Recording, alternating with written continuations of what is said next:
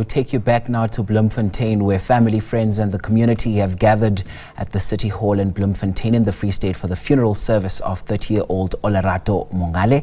And I understand now we have, of course, the Minister of Women, Youth and People with Disabilities, Sindisiwe Chikunga, on the podium.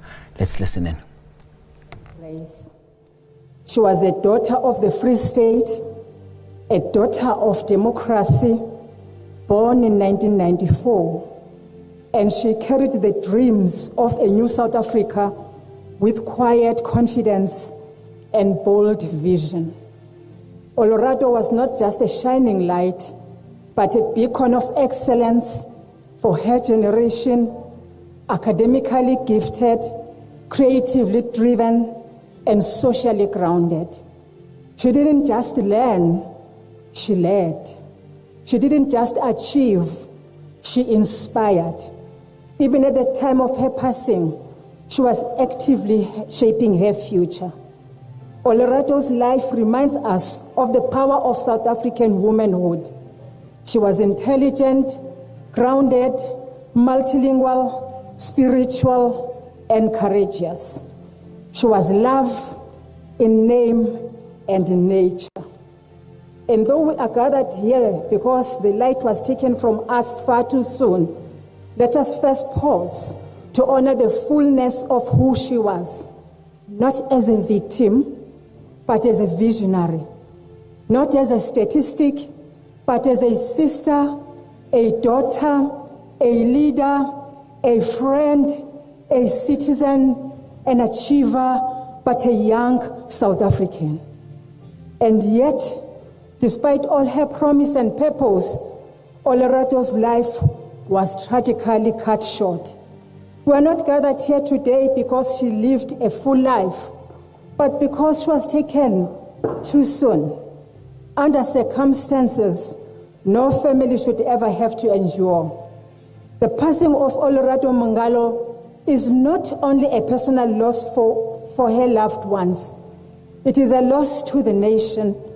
It is a painful reminder of the reality that far too many women and girls in South Africa continue to face, a reality marked by vulnerability, violation, and violence.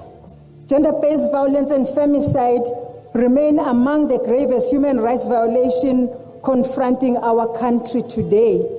It is a deep and persistent wound in our society, one that we must confront with courage, with honesty, and with a collective sense of duty. We must resist the urge to explain this one as an isolated incident. It is not. It is part of a larger crisis, one that demands consistent leadership, not just in moments of tragedy, but as a sustained national priority. We cannot become numb to these stories. We cannot allow the loss of women like Olorato to be reduced to headlines or hashtags. And so we must honor her life, ensuring that her death does not pass quietly, but that it propels us to act boldly, urgently, and consistently. Her light was not meant to be extinguished, and though the circumstances of her passing are heartbreaking, they must also renew our determination to ensure safety, dignity, and justice for every woman and girl in South Africa. As government, we do not come here today with words alone. We come with a firm recognition that such moments calls for more action, and that the pain felt by the Mongale family is shared by many families across our nation. President Ramaphosa has declared gender-based violence and femicide as a national crisis. In response, we have been working across government departments and clusters together with civil society, the private sector, academia, traditional and religious leadership, developmental partners, and communities to strengthen our prevention and response efforts. But we must also be honest with ourselves. The road ahead is still long. We are not where we need to be, not yet. Too many women still suffer in silence. Too many cases go unresolved. Too many systems respond too slowly. and sometimes too late. Despite all the challenges, we remain resolute and committed to intensify our efforts to improve our coordination and to ensure that the protection of women is not only a legal obligation, but a societal imperative. To the Mongale family, the mother, no words can ease the pain of losing a child.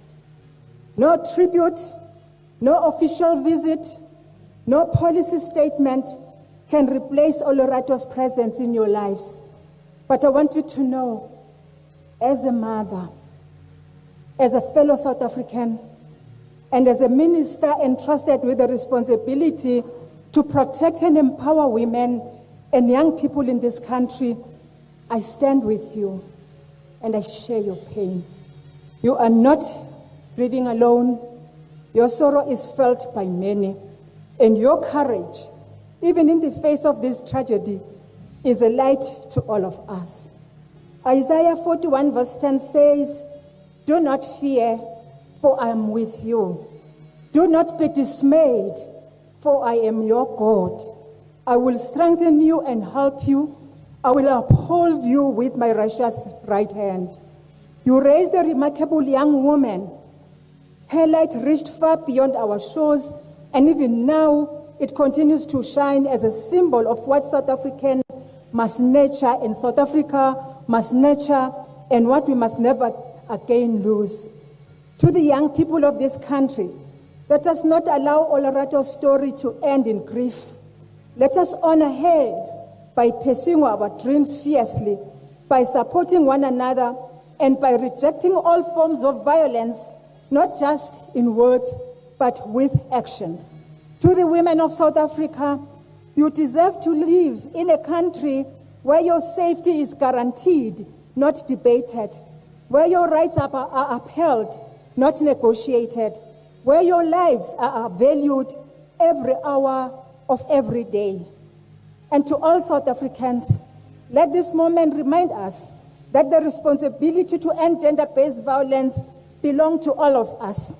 The National Strategic Plan on Gender-Based Violence and Femicide is not merely a government plan, it is a national blueprint, a country plan, a shared call to action to eradicate this scourge that continues to wage war on the women of our nation.